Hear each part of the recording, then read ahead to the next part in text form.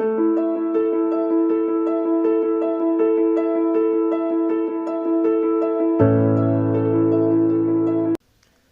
Students, Career Point Education के YouTube platform पर एक बार फिर आपको स्वागत है। आज की क्लास में हम देखेंगे 20 दिसंबर का करंट अफेयर्स। देखेंगे वो कौन सी लेटेस्ट न्यूज़ थी जो कि हमारी परीक्षा पर्पज से इंपॉर्टेंट हो सकती है। तो चलिए आगे बढ़ते हैं, देखते हैं 20 दिसंबर का करंट अफेयर्स। सबसे पहला है, रतन टाटा को global visionary of sustainable business and peace पुरस्कार से किया जाएगा सम्मानित। तो टाटा ग्रुप के पूर्व चेयरमैन रतन टाटा ने global visionary of sustainable business and peace award जीता है। उन्हें यह पुरस्कार दुबई में federation of Indo Israel chamber of commerce international chapter के लॉन्च के दौरान दिया जाएगा। इस वर्चुअल पुरस्कार समारोह में भारत, इजराइल और संयुक्त अरब अमीरात के वरिष्ठ अधिकारी भाग लेंगे। तो हाल ही में global visionary of sustainable business and peace पुरस्कार से किसे सम्मानित किया जाएगा? रतन टाटा को सम्मानित किया जाएगा, टाटा ग्रुप के पूर्व चेयरमैन। क्लियर। चलिए देखते हैं नेक्स्ट पॉइंट। यूएनईपी द्वारा भारत के विद्युत मोहन को चुना गया यंग चैंपियन ऑफ द अर्थ। तो भारतीय उद्यमी विद्युत मोहन को संयुक्त राष्ट्र पर्यावरण कार्यक्रम United Nation Environment Programme UNEP के Young Champions of the Earth का विजेता घोषित किया गया है। भारत के विद्युत मोहन को 29 वर्षीय भारतीय उद्यमी संयुक्त राष्ट्र पर्यावरण एजेंसी द्वारा वैश्विक परिवर्तन निर्माताओं को अभिनव विचारों एवं महत्वाकांक्षी कार्रवाई का उपयोग करके विश्व की कुछ अहम पर्यावरणीय चुनौतियों को सुलझाने में मदद करने के लिए 2020 के प्रतिष्ठित यंग चैंपियंस ऑफ द अर्थ के 7 विजेताओं में से एक हैं वो हमारे भारत के विद्युत मोहन। ठीक, यह पुरस्कार जो होता है वह 30 वर्ष से कम आयु के 7 उद्यमियों को दिया जाता है। तो भारत की तरफ से किसको? विद्युत मोहन को चुना गया है यूएनईपी द्वारा दिया गया young Champions of the earth award. चलिए आगे बढ़ते हैं, देखते हैं नेक्स्ट। एडीबी और भारत ने यूपी में बिजली परियोजनाओं के लिए $300 मिलियन के ऋण समझौते पर हस्ताक्षर किए हैं। तो हाल ही में एशियन डेवलपमेंट बैंक या एशियाई विकास बैंक ने उत्तर प्रदेश में ग्रामीण बिजली वितरण नेटवर्क को अत्याधुनिक बनाने के लिए भारत सरकार के साथ $300 मिलियन के ऋण समझौते पर हस्ताक्षर किए हैं। तो भारत ने यूपी में बिजली परियोजनाओं के लिए $300 मिलियन के ऋण समझौते पर किसके साथ हस्ताक्षर किए हैं? एशियन डेवलपमेंट बैंक, एशियाई विकास बैंक के साथ में। क्लियर। यह अपग्रेडेशन राज्य के उपभोक्ताओं को बेहतर बिजली आपूर्ति प्रदान करने में मदद करेगा। उत्तर प्रदेश विद्युत वितरण नेटवर्क सुधार परियोजना को दी गई ऋण की यह पहली किस्त है। साथ ही परीक्षा में अगर क्वेश्चन पूछ सकता है कि यूपी के मुख्यमंत्री कौन है, तो योगी आदित्यनाथ हैं। वहाँ की राज्यपाल आनंदीबेन पटेल और वहाँ की राजधानी लखनऊ है। क्लियर, ध्यान रखिएगा। आरबीआई ने केरल में अर्बन कोऑपरेटिव बैंक पर लगाया 50 लाख का जुर्माना। तो भारतीय रिजर्व बैंक ने केरल स्थित the urban cooperative bank limited पर 50 लाख रुपए का मौद्रिक जुर्माना लगाया है।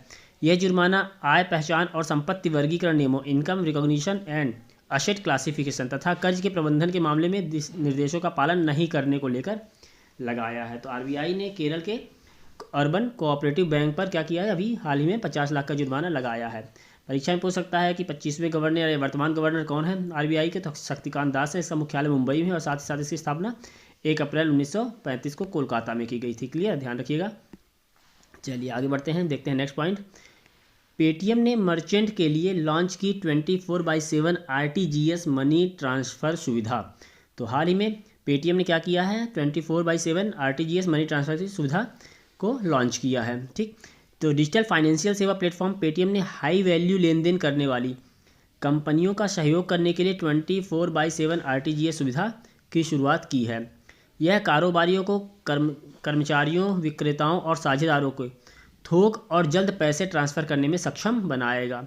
इस सुविधा से मर्चेंट पेटीएम पेआउट के एपीआई और बिजनेस पेटीएम डैशबोर्ड के माध्यम से बैंक खातों, यूपीआई, पेटीएम वॉलेट्स में तुरंत बड़ा भुगतान कर सकते हैं हम इसके माध्यम से अपने आरटीजीएस सुविधा 24/7 आरटीजीएस सुविधा के द्वारा। तो जैसा कि मालूम है कि हाल ही में आरबीआई ने भी सभी बैंकों के लिए 24 घंटे आरटीजीएस सुविधा देने की घोषणा की है। क्लियर, आगे देखते हैं। पेटीएम पे आउट एकमात्र सेवा प्रदाता है जो वॉलेट, यूपीआई, आईएमपीएस, एनईएफटी और आरटीजीएस के माध्यम से 24 घंटे पैसे ट्रांसफ़र करने को आसान सुविधा देता है। आरबीआई द्वारा आरटीजीएस सुविधा 24/7 किए जाने के फैसले के बाद कंपनी ने यह घोषणा की है। क्लियर, तो पेटीएम ने भी 24/7 आरटीजीएस सुविधा लागू कर दी है अपने मर्चेंट उपभोक्ताओं के लिए। पेटीएम का मुख्यालय नोएडा, उत्तर प्रदेश में है और इसके संस्थापक और सीईओ के हैं विजय शेखर शर्मा। ध्यान रखिएगा, पेटीएम भी एक बैंक बन चुका है अब। ठीक ना, तो पेटीएम क्या है? बैंक बन चुका है। चलिए आगे देखते हैं। SBI जनरल इंश्योरेंस और इंट्री-सिटी रेल यात्री ने 5 लाख तक यात्रा कवर देने के लिए की साझेदारी।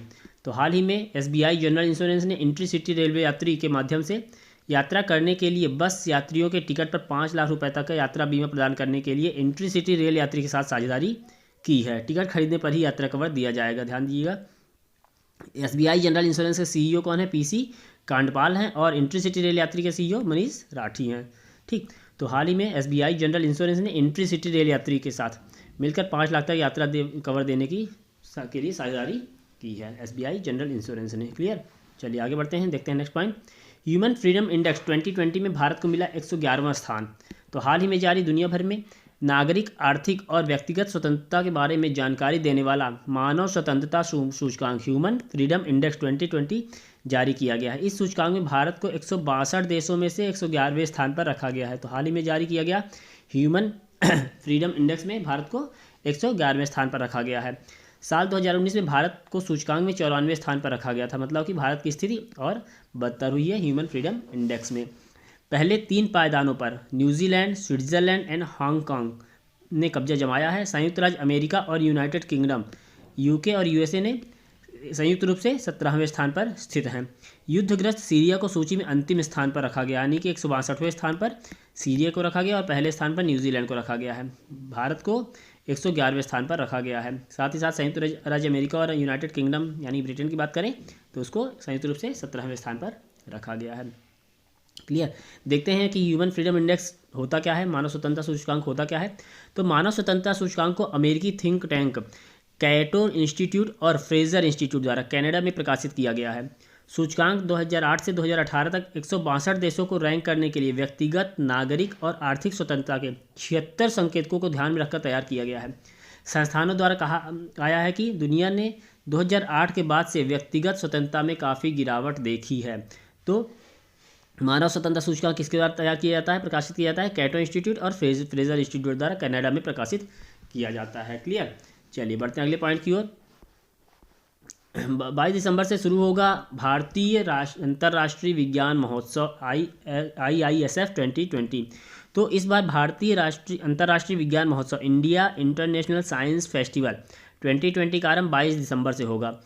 गौरतलब है कि इस उत्सव का आयोजन वर्चुअल प्लेटफॉर्म पर किया जाएगा। थीम क्या है? IISF का जो थीम है, भारतीय अंतर्राष्ट्रीय विज्ञान महोत्सव का थीम क्या है? आत्मनिर्भर भारत और वैश्विक कल्याण के लिए विज्ञान। आत्मनिर्भर भारत और वैश्विक कल्याण के लिए विज्ञान 2020 के भारतीय अंतर्राष्ट्रीय विज्ञान महोत्सव का थीम होगा। क्लियर। 22 दिसंबर को महान गणितज्ञ श्रीनिवास रामानुजन का जन्मदिवस है। इस दिन को भारतीय अंतर्राष्ट्रीय विज्ञान दिवस महोत्सव की शुरुआत होगी। इस महोत्सव का समापन 25 दिसंबर से को होगा और 25 दिसंबर को भारत के पूर्व प्रधानमंत्री अटल बिहारी वाजपेयी का जन्मदिवस है। तो 22 दिसंबर को भारतीय अंतर्राष्ट्रीय विज्ञान महोत्सव मनाया जाएगा, जो कि श्रीनिवास रामानुजन जो कि भारतीय गणितज्ञ हैं उनका जन्मदिवस है। और इसका समापन 25 दिसंबर को होगा, जो कि भारत के पूर्व प्रधानमंत्री अटल बिहारी वाजपेयी का जन्मदिवस है। क्लियर। थीम क्या रखा गया? आत्मनिर्भर भारत और वैश्विक कल्याण के लिए विज्ञान। ध्यान रखिएगा, परीक्षा में पूछ सकता है। चलिए अगला क्वेश्चन देखते हैं, पॉइंट देखते हैं। कानपुर में 5,850 करोड़ रुपए के निवेश से स्थापित किया जाएगा मेगा लेदर पार्क। तो कानपुर के रमईपुर गांव में 5,850 करोड़ रुपए के निवेश से मेगा लेदर पार्क स्थापित किया जाएगा। तो भारत का पहला मेगा लेदर पार्क कहाँ स्थापित किया जा रहा है? उत्तर प्रदेश के कानपुर के रमईपुर गांव में।